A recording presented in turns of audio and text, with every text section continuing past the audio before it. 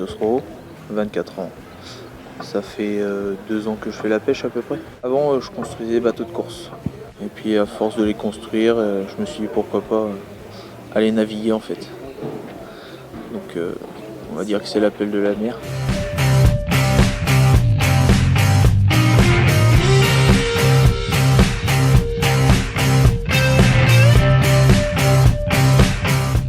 Je m'appelle Mathieu Daniel, j'ai 30 ans.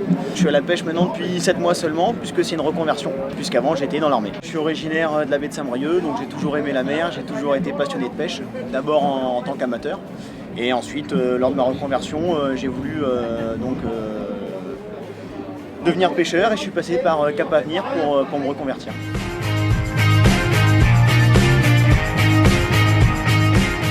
J'ai fait une formation, j'ai fait le certificat matelot pont, donc en contrat de professionnalisation donc avec Quentin, donc sur 6 mois, donc avec une période de 1 mois en fait en formation et 1 mois en mer. J'ai un bac pro en menuiserie, j'ai un BTS en construction navale et j'ai une licence professionnelle en calcul de structure en matériaux composites. J'ai fait mon matelot de pont en contrat de professionnalisation avec Cap Avenir et après j'ai fait mon capitaine de sang à Saint-Malo et je suis passé par Pôle emploi pour le financement. J'étais convaincu à 80%, je savais que ça allait me plaire, je connaissais déjà un petit peu la mer et la pêche.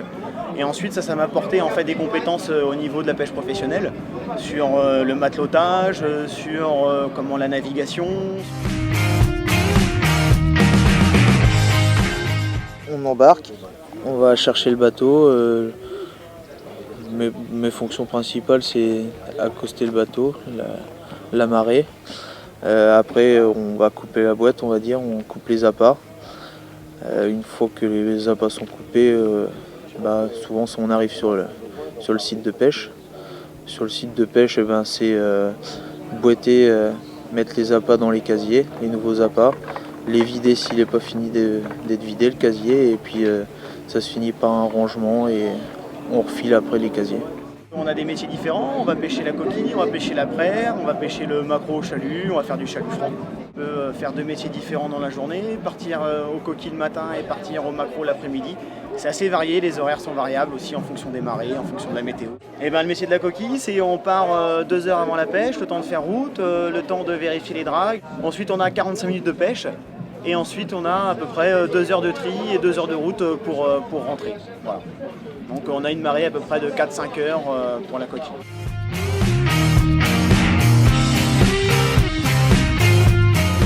Ça fait toujours plaisir de pêcher de la qualité au niveau des produits. La satisfaction c'est d'être en mer, quoi. Ouais, c'est ça, d'être en mer, d'être sur le bateau. Au final, qu'il fasse beau ou pas beau, on est quand même content, même si on râle. Ouais, il peut y avoir quelques contraintes au niveau de la météo.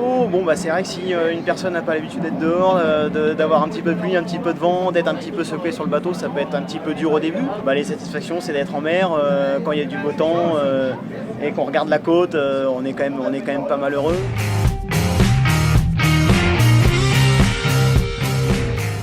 Plutôt sur l'optique d'une pêche raisonnée, une petite pêche côtière avec des poissons de qualité et pouvoir rentrer à la maison, même si des fois on rentre pas longtemps, mais au moins de rentrer à la maison, voir sa petite femme ou ses enfants.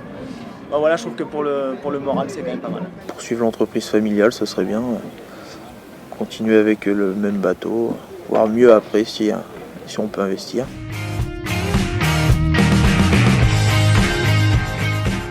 Si la personne aime la mer, qu'elle est passionnée, qu'elle a un projet en tête de se lancer, il ne faut pas hésiter, puisqu'aujourd'hui la pêche manque de jeunes. Ça peut être difficile, mais à partir du moment où on aime le métier, qu'on a envie de le faire, qu'on était préparé psychologiquement à le faire, ça rentre tout seul. Pas regarder la quantité de travail, je pense. Et après, c'est un beau métier. Je dirais qu'il faut être un peu touche à tout, puisque à côté de la pêche, il y a un petit peu de matériel à faire, donc des fois il y a des soudures à faire, des fois il y a un petit peu de mécanique, un petit peu d'électricité. Il y a plein de belles choses à voir. La liberté, puis voilà, faut foncer quoi.